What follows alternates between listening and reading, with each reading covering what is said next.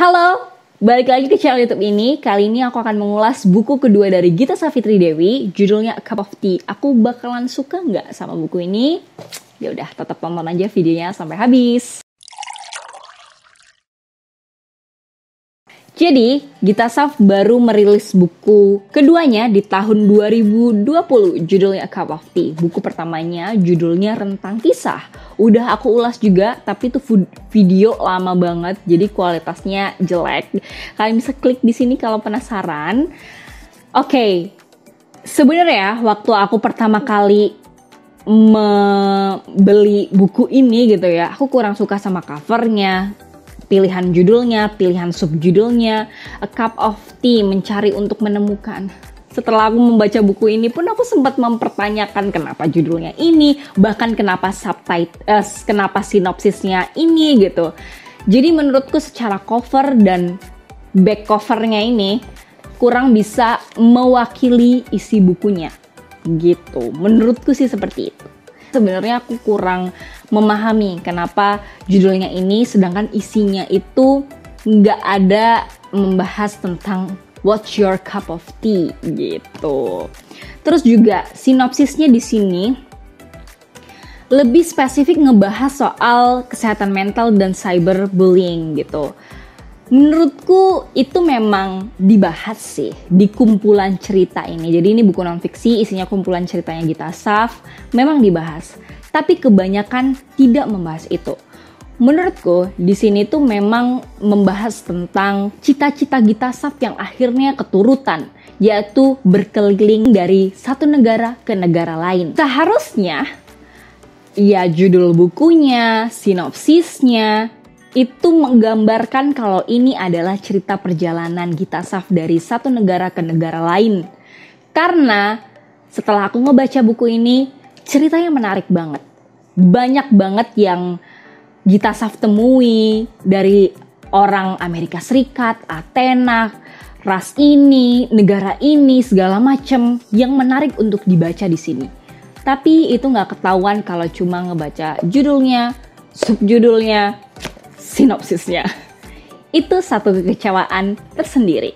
Kekecewaan yang kedua, buku ini dimulai dengan prolog yang ceritanya kurang oke gitu. Tapi kalian bisa nggak setuju ya sama aku. Ini dimulai dari misi pribadi. Aku akan bacakan. Datang dari keluarga yang mediocre, lahir sebagai orang yang mediocre, yang gak punya passion, gak punya ambisi, gak tahu mau ngapain, dan gak punya cita-cita. Cuma ada satu hal di dunia ini yang dari dulu ingin gue lakuin. Gue pengen banget bisa jalan-jalan keliling dunia. Sejak gue kecil dulu, gue udah memiliki ketertarikan dan rasa penasaran yang cukup besar terhadap bahasa asing, kultur negara yang berbeda-beda, serta orang-orangnya. Kayak ketertarikan itu muncul karena kebiasaan mama menceritakan kehidupannya di Jerman dulu sebelum gue lahir. Karena keluarga gue adalah kelas menengah biasa, gue gak punya terlalu banyak kesempatan untuk berkunjung ke negara lain. Mama yang mengurus finansial keluarga lebih memprioritaskan uang kami yang seadanya untuk pendidikan, buat bayar sekolah dan bayar segala macam kursus yang gue dan adik gue ikuti. Selama gue kecil, cuma 3 kali kami liburan sekeluarga.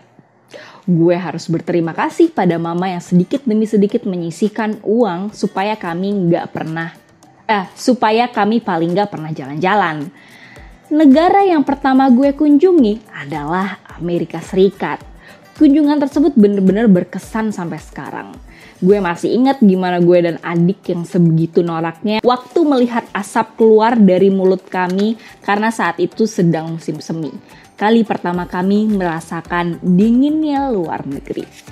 Kenapa menurutku kalimat atau cerita pertamanya agak mengecewakan? Karena gini, kayak ada pemahaman yang menurutku keliru. Kalau misalnya kamu bisa keluar negeri 3 kali waktu masih kecil, udah ke Amerika Serikat, itu bukan mediocre, itu bukan kelas menengah biasa. At least kelas menengah atas lah ya. Karena kelas menengah biasa mungkin tidak bisa keluar negeri gitu. Jadi kayak kalau Gita Saf aja kelas menengah biasa, gue kelas menengah mana? Apa kelas bawah? Apa kelas jelata? Jadi ada statement yang membingungkan di situ. Aku agak khawatir ketika membaca cerita awal tuh kayak jangan-jangan nih isinya bakal mengecewakan, tapi ternyata enggak. Jadi bener-bener cuma cerita awalnya aja yang menurutku kurang oke, penempatan kata, penempatan istilah-istilahnya gitu. Tapi mungkin ya,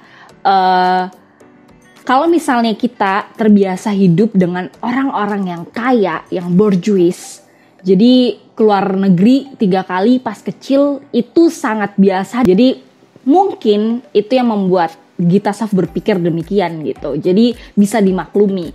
Cuma bagi orang yang tidak bisa memahami pola berpikir Gita Saf mungkin akan mempertanyakan demikian. Oke. Sebenarnya buku ini bisa jadi menarik karena di tahun 2019 atau aku lupa ya tepat tahunnya itu tahun berapa, Gita Saf sempat dibully abis-abisan dan sempat jadi trending topik dan dibenci oleh seluruh Indonesia. Aku sempat kaget juga sih sama respon Gita Saf pada setiap krisis atau kritik yang diberikan oleh orang lain gitu. Dan cerita itu nggak secara spesifik sih diceritakan di sini karena dia sendiri juga nggak mau nginget-nginget soal itu. Itu memang membahas tentang cyberbullying, gimana proses healingnya dan lain sebagainya. Tapi gak serta-merta itu yang menjadi yang menjadi dominan dalam buku ini. Karena yang menjadi dominan di sini itu tadi cerita tentang perjalanan Gita Saf dari satu negara ke negara yang lain. Aku udah kasih sticky notes bagian-bagian yang menarik gitu ya. Aku akan kasih tahu satu persatu. Di sini Gita Saf menulis tentang isu diskriminasi dan sentimen terhadap kaum minoritas yang makin meningkat. Dia ketemu sama Joe, dia kayaknya mau ke Amerika Serikat apa ya. Pokoknya dia dari Auckland terus mau ke LA ya, mau ke Los Angeles, terus ketemu 2 orang asing yang harus mengejar pesawat gitu. Terus dia membahas soal diskriminasi itu dan Joe, si bule itu menjawab, I don't understand why people would do such thing. Jadi kenapa sih orang bisa segitunya gitu sama kaum minoritas. Ada satu kalimat yang aku suka, atau mungkin 2 kalimat. Sebetulnya gue juga gak paham apa yang mendasari kebencian seseorang akan suatu kaum. Gue mengerti bahwa ketidaktahuan mereka lah yang menggerakkan prasangka. Keren. Cuma jika gue berada di posisi mereka, gue akan mencari tahu untuk menghilangkan rasa ketidaktahuan. Bukan malah mencurigai lalu membenci. Itu keren banget sih. Keren. Gita Saf banget lah. Terus, karena dia udah menikah, jadi ada isu-isu tentang menikah, punya anak, dan statementnya Gita Saf soal anak juga sempat diobrolin ya di lini masa. Di sini juga ditulis, aku suka gitu ya. Dia menulis seperti ini. Sebenarnya gue belum kepikiran ke sana. Seperti pernikahan, menjadi orang tua bukan untuk semua orang. Yang jelas, setelah menikah, gue jadi makin suka mengobservasi hubungan suami istri pasangan lain. Bukan buat banding-bandingin, tapi untuk mencari justifikasi bahwa ternyata pernikahan itu gak ada aturannya. Pernikahan itu semacam suatu institusi dan terserah mau bagaimana berkiprah di dalamnya. If it works, then it works. Itu keren banget menurutku. Ada juga tentang bagaimana menjadi muslim di Athena. Tapi di cerita ini ketika Gita Saf ketemu sama orang Athena, sebenarnya aku ngerasa kayak aku pengen cerita yang lebih fokus ke Athena itu seperti apa pembahasannya. Tapi ya karena ini buku tentang dirinya, jadi pasti disambung-sambungin sama cerita personalnya. Gitu. Aku sih kayak pengen nungguin semoga buku ketiga Gita Saf adalah tentang perjalanan dia dari negara ke negara lain, bertemu orang-orang lain, what's the big issue, lalu jadi buku ketiga. Itu bakal keren banget. Lanjut, masih ada lagi nih yang aku suka.